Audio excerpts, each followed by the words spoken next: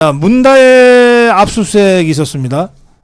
조국이도 조사를 했고 문재인이 소환 조사가 곧 있을 거다라고 하는 식의 법적의 해석들이 나오고 있는데 이 사건 그러니까는 문재인 일가 뇌물 의혹 사건이 됩니다. 예. 이 사건 관련해서 두 분 말씀을 좀 듣겠습니다. 어느 분이 먼저 하실래요? 제가 먼저 할까요? 예. 먼저 이스타항공 관련돼 갖고서는 그 이상직 전 의원 중진공 이사장 한 게 어느 정도 뭐 그 할 만한 위치에 있었다는 얘기들도 있더라고요. 네. 근데 저는 좀 그거는 아닌 것 같습니다. 왜냐하면 타이스타젯이라는 회사하고 이스타항공하고 모자 관계에 있느냐가 불분명해요. 일단 그게 큰 문제가 있고요. 현재 타이스타젯이 어떤 상태인지 아십니까? 휴업 중입니다. 아, 그래요? 네, 그리고 지금 나오는 이야기 중에 의혹이 굉장히 좀 중요한 부분인데 아마 제 생각에는 전주지검에서 확인을 했을 거라고 보이는데 서모 씨가 취직을 한 이후에 모든 타이스타젯의 자산을 매각했다라는 의혹이 있어요. 그럼 이게 뭡니까? 이게 중진공기사장을 하려고 타이스타젯이라는 회사를 만들었는데 그 회사에 이스타항공의 돈이 71억 나간 거 관련해서 이상직 의원이 징역 2년 받았습니다. 결국은 그 배임으로 받은 거죠? 네, 배임 횡령을 받은 그런 문제가 되는 거니까요. 결국은 이거 없는 자리 만들어서 페이퍼 컴퍼니 타이에 만들고 여기 오셔서 일하시고 월급 받으시고 그리고 회사 처리하고 청산해 갖고 지금 휴업 중이다. 그리고 나머지 그 항공기 했던 거는 지급 보증을 이스타항공이 했기 때문에 이스타항공으로 다시 돌려보내서 이스타항공이 쓴다. 뭐 이렇게 이게 뭐예요 이게?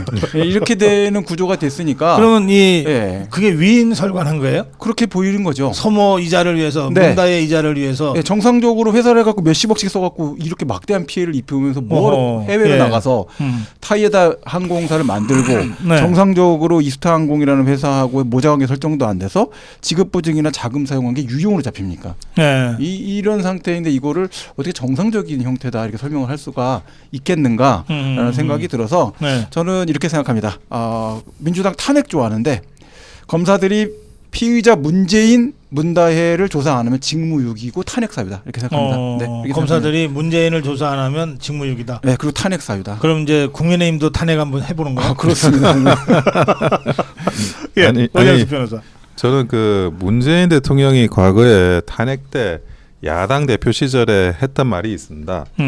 검찰은 대통령 피의자로 다루고 적각 강제 수사해야 된다. 그때 박근혜 대통령에 대해서 했던 네. 이야기입니다. 그 이야기를 그대로 문재인 대통령한테 지금 돌려줘야 될 때가 왔다. 근데 그 전에 뭐 이 의혹이 뭐 갑자기 튀어나온 의혹도 아니고 벌써 한 2년 가까이 수사를 한 거지 않습니까? 그 수사 과정에서 지지부진했다고 생각하진 않은데 저는 수사를 뭐 이창수 지검장이 전주지검에서 열심히 했다고 생각은 해요. 근데 이게 수면 위로 올라오는데 너무 시간이 걸렸고 이 관련해서 뭐 이원석 검찰총장의 그런 어떤 그 수사를 지연시키려고 하는 의도가 있었는지에 대해서는 이원석 검찰총장이 임기가 이제 끝나지 않습니까? 네. 다음 주에 끝나는 걸로 제가 알고 있는데 추석 전에 끝나고도 한 번 더 살펴봐야 될 필요가 분명히 저는 있다는 생각입니다. 그리고 그럼 이원석이를 조사해야 됩니까? 예, 뭐 수사 지연과 관련해 가지고 어떤 의혹이 있는지에 대해서 저는 조사를 해야 될 부분이라고 생각이 들지. 이게 무슨 제대로 된 저는 수사라고 생각을 하지 않습니다. 지금 뭐 다 지금 이제 뭐 문재인 대통령 이제 뭐 그 범죄자로 이래 구속되는 거냐 처벌받는 거냐라고 이야기를 하지만 그동안 2년 동안 제대로 된 수사가 일어나지 않았던 거는 분명하고요. 네. 여기에 대해서 분명히 짚고 넘어가야지 그래야지 이게 재발이 되지 않을 거라는 생각은 하고 있습니다. 그리고 그 조국이 지금 그 제2의 논두렁 시계다 이런 이야기 하는데 조국은 자기한테 불리한 비유인지 유리한 비유인지도 잘 모르는 것 같아요. 그 시계 받았잖아요. 그렇지. 그 시계를 받았다고 그 노무현 대통령 서거하고 나서 4일 뒤에 문재인 전 비서실장 자격으로 인터뷰하면서 받았다는 걸 인정을 했어요. 그러니까 다만 논두렁에 버린 건 아니다. 그 논두렁이 아니다라는 거였지 시계 자체를 받은 걸 인정했다고요. 그러니까 그거는 그 시계를 논두렁에 버리면 죄가 되고 딴 데 모셔놓으면 죄가 안 돼? 아니 받으면 죄가 되는 거죠. 받으면 죄가 예, 되는 거. 받으면 죄가 되는 건데. 그러니까 아니 죄가 되는데 논두렁 시계를 비유하는 걸 보고 아니 이분이 지금 적절한 비유를 찾고 있는 건가? 조회가 왜 떨어졌는지 알겠다.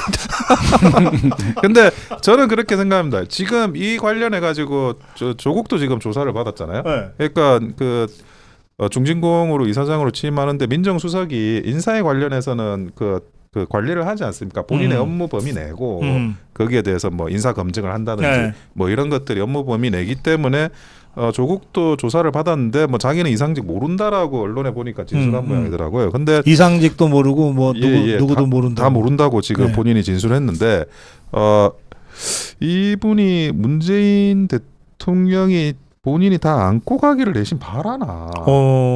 조국이 그런 생각도 얼핏 드는 거예요. 논두렁 시계라니 이게 자기한테 불리한 지금 이야기를 아니 적어도 문재인 대통령한테는 불리한 이야기를 하는 거예요. 아하.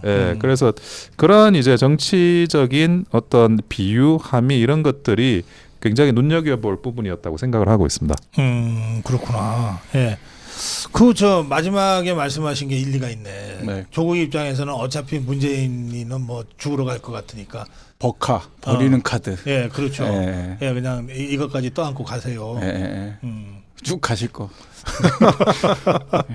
아니 근데 제가 과거에도 그 예. 드루킹 사건을 보면서도 저는 뭐 그 김경수가 들어간 거는 당연한 건데 김경수만 들어간 거는 좀 이상하다는 생각이 아하, 드는 예, 거예요. 아니 그렇게 대단한 그런 여론 조작 그 킹크랩을 동원해 가지고 조작을 하는데 과연 이게 김경수만 들어갈 일이었나?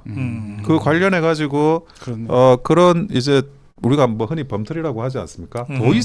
더 있고 더 들어갔어야 되는 일이 아닌가라는 생각을 옛날부터 제가 하고 있는데, 예. 근데 뭐 그 당시에 뭐 특검이 이렇게 수사해 가지고 뭐 거기까지 밝혀낸 것도 전 대단하다는 생각을 합니다. 대단한 생각은 하는데 지금 이제 문재인 대통령과 관련한 이 문제, 그러니까 논두렁 시계라고 하면 시계는 받은 건데 그러면 이 뇌물을 일단 받은 걸로 하되 그 범위를 이제 축소시켜 가지고 한 명한테 그냥 몰빵하는 게 아닌가 그런 머릿속에 구조가 지금 성립하고 있는 게 아닌가라는 생각이 듭니다. 그냥. 예. 그래요.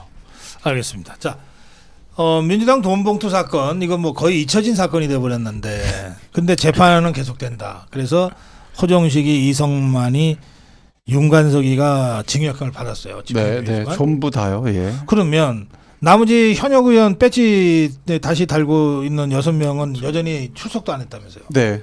그러면 국회의원 배지 달면 무죄. 아니. 예? 아니죠. 배지 떼면은 유죄. 예. 이거 아니에요 지금. 뭐 하는 행동이 이제 그런 식의 행태를 보이고 있으니까 네.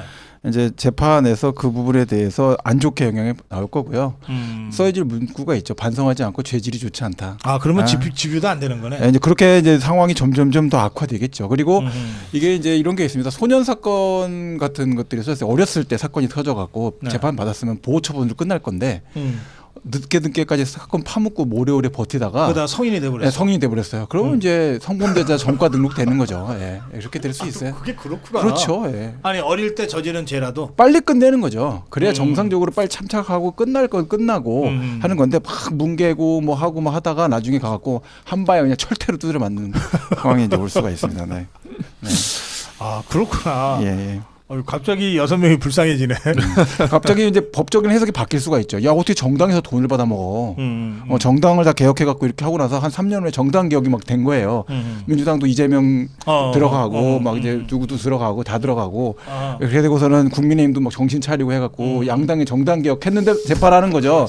야 이걸 돈 받아 먹은 놈들이 있었어. 가정이 좀 비현실적이다. 아 그래요. 네, 그렇다는 얘기입니다. 예. 예. 근데 법조계라는 거는 이제 그렇게 법이 판단이 양형이 확 바뀔 수가 있다라고 생각하고 깨끗해지는 쪽으로 가고 있는 게 정상적인 거니까요. 점점점 시간이 흐를수록 죄질이 안 좋고 형량은 높아질 것이다. 이 같은 사건의 공범들이라도 재판하는 시점에 따라서 그렇습니다. 그 당시에 그 국민 눈높이 그렇습니다. 또는 이제 사회적 여론, 예. 양심 예. 이것이 달라질 수 있구나. 그렇죠. 딥페이크 사건 옛날에 한 3년 전, 4년 전에 했으면 별로 처벌도 안 했어요. 근데 지금은요. 구속되지 않습니까? 그러네. 네, 그러니까 세상이 점점 그렇게 되고 있는 걸 모르는 겁니다, 지금. 아하. 네. 빨리 가르쳐줘야 되겠네. 예. 저는 이분들이 가지고 있는 현역 의원이지 않습니까? 네. 현역 의원들은 결국에는 수사를 받고 이제 기소되고 확정이 되면 이제 피선거권이 날아가죠. 그러니까 또 재보궐 이슈가 또 생기는 상황입니다. 근데 이분들이 지금 10명이 원래는 같이 돈을 받은 거죠. 윤관석으로부터 네, 예. 그 국회 외통위 그 소위 사무실에서 거기서 이제 그 송영길 대표를 지지하는 모임 그 10명이 다 같이 이제 돈을 받았던 거고 그 중에 이제 3명은 이제 법적 처벌 아직은 뭐 확정은 안 됐지만 유죄 판결이 선고되고 나머지 그 7명이 계신데 그 중에 6명이 현역 의원이에요. 6명이 현역 의원이고 그분들에 대한 그 출석이나 이런 게 원활하게 이루어지지 않는 상황인데 근데 제가 이것이 결국에는 그 이정근 사건에서부터 촉발이 된 거지 않습니까? 그 이정근 관련해서 사건에서 촉발이 됐는데 그때 이정근 제보자나 이런 그 사건의 제보자가 제보했던 내용이 굉장히 많아요. 근데 저는 뭐 그 제보했던 내용에 반의 반 또 수사가 안 됐다는 생각을 하고 제가 뭐 제보자도 최근에 만나고 하는데 계속 만나고 있습니다.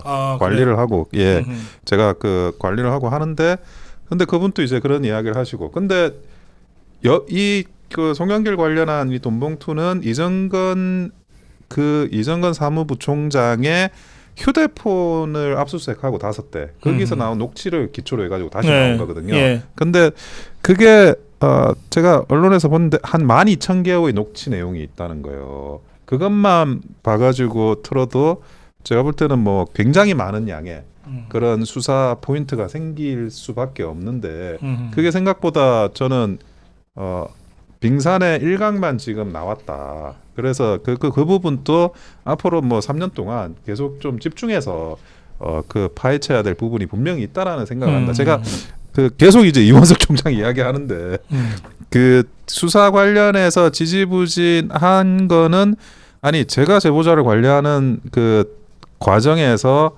지지부진한 걸 제가 알고 있기 때문에 그거를 뭐 제가 계속 이런 이야기를 하는 겁니다. 제가 뭐 막연하게 뭐 약간 무고성으로 그냥 짐작만 해가지고 이야기하는 게 아니라 내가 그 내용을 내가 아는데 왜 이게 그러면 뭐 최소한의 어떤 그 다음에 수사가 이루어지지 않았나라는 생각을 하는 거고요. 그리고 그 제보자를 관리한다는 거 만난다는 거는 이정근을 만난다는 아니요 이정근의 원래 이 사건이 네. 그 박모 씨 사업가의 그래요, 그 그래요. 수행비서 그 수행비서가 제보자입니다. 그 수행비서가 이제 저를 찾아와 가지고 그 자료나 이런 것들을 이제 다 넘겼었죠. 그 자료만 한 20기가 됩니다. 그리고 이제 본인 핸드폰 몇 대를 다 포렌식 해가지고 그 자료도 이제 제가 갖고 있는데 네. 근데 그런 내용들이 검찰에 다 넘어갔어요. 검찰에 다 넘어갔는데 그리고 그 과정에서 이제 이정근 그 부총장이 수사받고 기소되고 압수수색되고 휴대폰 알겠어요. 거기서 넘어간 거죠. 그렇구나. 예. 우리 저 원영석 변호사는 대단한 분이네. 미디어 단장이었잖아요. 네. 그러면 되게 그런 예. 사람들은 배지는 달던데. 예. 아직도 왜 배지를 못 다세요?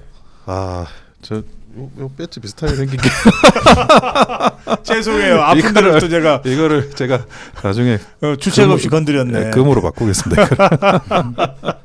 23대. 근데 물론 제가 그 이창수 지검장이 오고 나서는 정말 잘하고 있습니다. 저는 이 지금의 검찰은 뭐 100번 1000번 칭찬해도 모자르지 않을 정도로 잘하고 계시다는 말씀을 드리고 싶고 근데 그 전에는 분명히 문제 있었다. 예, 알겠습니다. 자, 이재명이가 아까 제가 컬럼하다가 끝날래니까 진짜 갑자기 화가 나갖고서 제가 예.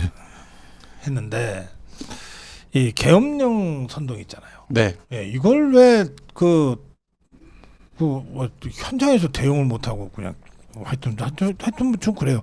저 역시 이종배네요. 서울시의회 이종배 의원 바로 이재명이 고발했어요. 네. 저는 이것에 대해서 민주당에서 어떤 근거를 갖고 얘기를 좀 해야 되는 건데 네.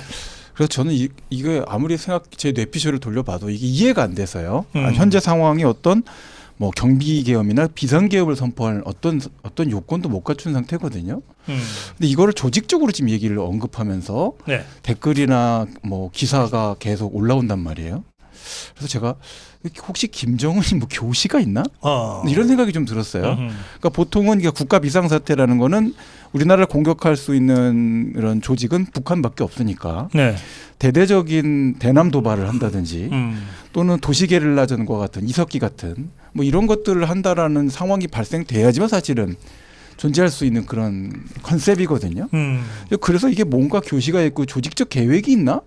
이래서 이런 얘기를 계속 꺼내나? 그리고 반국가 단체와 관련된 어떤 위험성이 지금 증가하고 있다는 측면에 대해서 어떤 특정 정파나 정당을 가리킨 표현도 아니란 말이에요. 예. 그러니까 대남 도발이 심해질 수 있으니까 우리가 안전한 여러 가지 조치를 해야 된다. 이렇게 얘기를 한 거를 지네 발이 막 저려갖고 막 떠들어대서 계엄령 막 이런 얘기를 꺼내는 걸 보면서 예. 저는 뭔가 조직적인 지시와 교시가 있는 것이 아닐까라는 생각까지 좀 가게 됩니다. 네. 예. 그 계엄령이라는 게 좀 전통적인 민주당 아이템이야. 그러니까 5.18과 관련해서 이 계엄령이 연상시키는 그런 그 어떤 그 보수당이 가지고 있는 악행 그리고 거기에 대한 저항 이런 것들이 복합적으로 이제 자기 지지 세력들한테는 저는 이미지적으로 연쇄작용을 일으킨다는 생각을 하는 거거든요. 그거는 뭐 항상 이제 이야기하지만 탄핵 빌드업 중에 하나인 거죠. 그러니까 계엄령이라는 게 헌법에 따르면 당연히 계엄령을 선포하더라도 제적 오염 과반수에 의해 가지고 계엄령이 해제될 수 있는데 그래서 실제로는 아무 그 계엄령이라는 게 실효가 없는 건데 계엄령 이게 일종의 마법의 주문처럼 주문을 외는 거거든요. 그 뭐 호남에 계신 분들이라든지 아니면 뭐그 좀 민주당이 강성 지지하는 사람들 입장에서는 그 계엄령이라는 세 글자가 딱 뜨면 이게 뭔가 그 옛날에 어떤 그 보수당의 그런 나쁜 점이 연상이 되고 그러니까 그거를 이제 이미지 선동화를 하는데 거기에 대해서 세게 받아쳐야 된다라는 생각을 저는 하는 거죠. 근데 이번에 물론 이제 그 여야 대표 회담이 있었는데 저는 뭐 이 대표 회담도 그 원래 이재명 대표는 대통령을 만나기 위해서 징검다리를 삼는 거잖아요. 그러니까 오히려 이재명 대표가 좀 몸이 달아 있는 상태기도 했어요. 왜냐하면 이게 지나가야 되니까. 근데 지나가는 걸 뻔히 알면 약간 좀 그 받아낼 걸. 검투세 폐지 정도는 받아내고 이렇게 갈 수 있는 게 아니었나 하는 생각이 드는데 그 생방송 중계한다고 술을 그렇게 던져버리니까 뒤로 빠져버리잖아요. 그러니까 빠질 명분을 줘버려가지고 그 다음부터는 이게 제발 만나줘야 되는. 그 코로나는 진짜 걸렸던 걸까요? 뭐 저는 의혹이 있지만 여기까지만 하겠습니다. 아니 제 주위에 코로나 5번 걸리는 사람 본 적이 없어요. 어떻게 때마침 그렇게 코로나가 잘 걸리는지 모르겠어. 하여튼 뭐 코로나 때문에 이제 늦춰지고 회담이 늦춰지면서 생방송에게는 쑥 들어가고. 그렇죠. 그리고는 이제 그 모두 발언도 아니지 둘이 서갖고서 그걸 원고를 15분, 13분, 18분인지 뭐 그게 무슨 모두 발언이야. 아니 근데 검투세는 뭐 민주당 또 이거를 그 유지하기가 굉장히 어렵다는 생각을 제가 해요. 그러면 그거는 이제 좀 그것까지 받아내고 가면 참 이제 좋지 않았을까 하는데 결국 이렇게 되고 지금 이제 언론 플레이 하잖아요. 이 끝나고 나서 언론 플레이 하는데 나는 뭐 이재명 대표나 한동훈 대표나 서로 예측 불허의 언론 플레이어들이니까 누가 언론 플레이 잘하나 이거를 회담 끝나고 나서 한번 구경을 사실 하는 거예요. 이 차전에요. 그래서 당연히 언론 플레이가 있을 거라고 생각했는데 한동훈 대표가 이재명 대표한테 좀 밀리는 느낌이 있습니다. 계엄 폭탄 터뜨리고 잽싸게 튀어버렸어. 그리고 뭐 내 처지가 어떻다 뭐 이런 이야기를 했다 그러고 지금 방금 또 들어오기 전에 그 언론 기사 보니까 제3자 특검법을 민주당이 자기들이 발의해 줄게 하고 발의하는 걸로 또 가더라고요. 그러니까 뭐 그건 어떻게 풀겠다고 하는 건지. 참 하여튼 근데 그건 뭐 이게 하루 만에 바닥이 드러나가지고 이틀도 아니에요, 그죠? 일요일날 만나고 월요일날 뭐 계엄이니 뭐니 해가지고서 이렇게 돼버린 거 아니에요? 오늘부터 1위를 했는데 바로 그날 끝난 거죠, 뭐. 나 이런 참. 아니 이재명 대표는 뭐 예측 불허한 걸 분명히 할 거라는 생각을 했는데, 근데 역시나 그 사실은 만만치는 않네요. 자, 행정법원 12부. 네. 예, 뭐예요 이것들? 일단 제가 그 판결문의 내용들 두 개만 좀 네. 설명을 해드리고 싶습니다. 일단 중요한 그 집행정지의 인용 이유 중에 하나가 네. 신청인들은 박문진 이사로서 그러니까 전임자들이죠. 법적 지위를 갖고 있는데 이 후임자들, 그러니까 새로 선임된 분들이죠. 예, 법적 지위가 두 개 법적 지위가 서로 양립할 수 없다 이런 표현을 썼어요. 근데 양립 불가를 따지려면 동시성이 있어야 돼요. 그렇지. 임기가 끝나고 임기가 새로 시작되는데 뭔 동시성이 있어요? 완전 모순된 표현이에요. 그러네. 그럼 저하고 그러면은 뭐 유비하고 저하고 무슨 양립 불가입니까? 그 사람 돌아가신 지가 언젠데? 시적인 동일성이 없단 말이에요. 근데 그 다음에 후임자 임명 관련돼서 이제 법원 판결문 문구입니다. 임기가 끝난 이 종전의 임원들로서는 형식적 후임자가 있다는 이유로 직무 수행이 불가능하다. 이거 뭐가 불가능하다는 거예요? 이해가 안 돼. 어떤 경우가 가능하냐 이게. 아니, 임기가 끝났는데. 끝났는데. 집에 가면 되는데. 또 직무 수행이 제한된다. 그럼 지가 했던 것들을 나중에 후임자들도 지 맘대로 해야 된다. 이런 뜻인가요? 이게 말이 안 되잖아요. 자, 그리고 이제 이게 집행정지라는 게 아무래도 기본적으로 신청인들이라고 하는 국민의 기본권을 기본적으로 침해당할 수 있는지를 따지는 그 회복 불가능성이라는 개념이 있어요. 그럼 그 회복 불가능성이라는 게 절차가 뭐 이러니까 저러니까 하면 그러면 한국은행의 금융통화위원회에서 결정을 한 거에 대해서 나 대출금리 올라서 지금 회복 불가능한 손해가 발생할 것 같아. 그러면 소송 걸어도 돼서 정지시켜도 되나요? 그건 아니잖아요. 이제 그런 문제들에 대해 생각을 해봤을 때 회복 불가능한 손해라는 거는 신청인 개인에 대한 어떤 직접적 손해의 문제가 되는 것이지 그걸 회복 불가능성을 막 자의적으로 절차가 온당하냐 뭐 임기 종료된 후에도 이게 뭐 결정에 대한 기본권 침해를 주장할 부분이 좀 있지 않느냐 이런 가능성으로 막 확장을 시켜버리면 집행정지가 결국은 행정의 어떤 공정력 그러니까 적법성을 추정하게끔 하는 이런 기본 대원칙을 다 흔들 수가 있거든요. 그런 측면에서 지금 바라보게 된다면 과연 본안에 갔을 때 임기 종료된 양립이 가능한 시간적으로 양립이 가능한 이 전임자와 후임자 사이에 서로 간에 어떤 침해를 주장할 부분이 남겠느냐라고 보면 본안에서의 승패도 명확하다 이런 생각이 드는데 이 점에 대해서 과연 제가 생각할 때 KBS 이사 임명 효력과 관련된 집행정지도 22부가 해야 되겠느냐. 이건 자의적인 판단을 이렇게 했으면 재배당을 하거나 기피 신청을 받아줘야 되는 것이 아닌가 이런 생각이 좀 많이 들었습니다. 네. 그 배당은 누가 하는 거예요? 컴퓨터가? 컴퓨터가 한다고 알고 있습니다. 네. 아니 이 컴퓨터라고 하는 이거 좀 불러다가 야단 좀 쳐야 되겠네. 알고리즘을 야단을 치시면 될 것 같습니다. 네. 컴퓨터 바이러스가 걸리지 않았는지 한번 체킹 좀 해봐야 되겠습니다. 요즘에 하도 뭐 북한이 이상한 해킹해가지고 뭐 그런다는 소문이 많아가지고 저는 우리 변호사님께서 너무 잘 설명을 해줘가지고 그 법리적으로는 뭐 다른 건 다 뭐 이미 설명을 해주셨고 다른 거 하나 더 그러니까 이게 해임을 하고 선임을 하는 게 아니지 않습니까? 해임 절차가 없어요. 그러니까 선임이 되면 자동으로 직을 내려놓는 거예요. 왜냐하면 자기 임기를 이미 초과해서 근무를 하고 있기 때문에 그거는 이제 후속의 그 인사가 후속 임원이 선임될 때까지만 근무하는 걸로 되어 있거든요. 그러니까 그 본인에 대해서 그러니까 본인이 그 후속 인사가 선임돼 가지고 그만두게 되는 게 본인의 뭐 그런 어떤 명예를 침해하는 것도 아니고 아무것도 아닌 거예요. 때가 된 거예요. 때가 돼서 그 일을 그만두게 되는 건데 그거를 회복할 수 없는 손해로 구성을 한다? 저는 그게 너무 이상한 거예요. 예를 들어 진짜 백보양보해서 이 사람들이 아직 임기 내고 그 사람들을 해임 처리하고 새로 선임을 한다 그러면 그거는 내가 명예도 이게 어떻게 내 인격권은 어떻게 되고 하는 거를 이해할 수 있겠어요. 근데 원래 규정에 후임자가 선임될 때까지 근무하는 걸로 돼 있어요. 그러니까 이 사람들을 그만두게 하는 절차가 별도로 존재하지 않는다고. 그러니까 그런 부분에 대해서 재판부가 지나치게 기존의 MBC의 경영진들, 그러니까 임원진들을 보호하는 게 아닌가 그런 생각이 듭니다. 알겠습니다.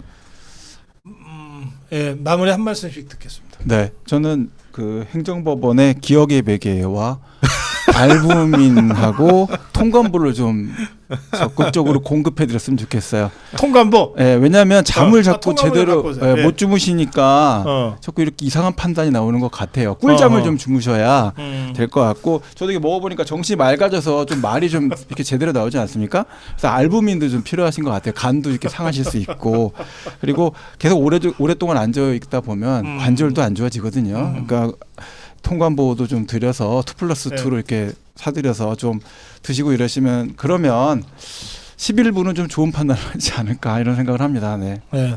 통감보. 감사합니다. 통감보. 했다. 통감보. 자, 원영수 변호사. 아니 저는 그 아까 대기하고 있는데 구운 계란이 있더라고요. 그래서 우리 그 판사님이 체력이 떨어져서 이 그런 판단을 하시나. 저는 그 구운 계란을 행복란. 예. 구운 계란을 좀 선물로 드려야 되지 않나 하는 생각을 합니다. 아니 우리 아미고 회원들이 만드는 이 멋진 상품들을 그런 것들한테 주려니까 좀 아깝긴 하네. 돈 주고 사야죠. 돈 주고 사라고. 돈 주고 사라고. 정보만 둔다. 알겠습니다. 그렇습니다. 예, 우리 사건 파일 이승우 변호사, 원영섭 변호사 함께했습니다. 고맙습니다. 예, 네, 감사합니다. 감사합니다.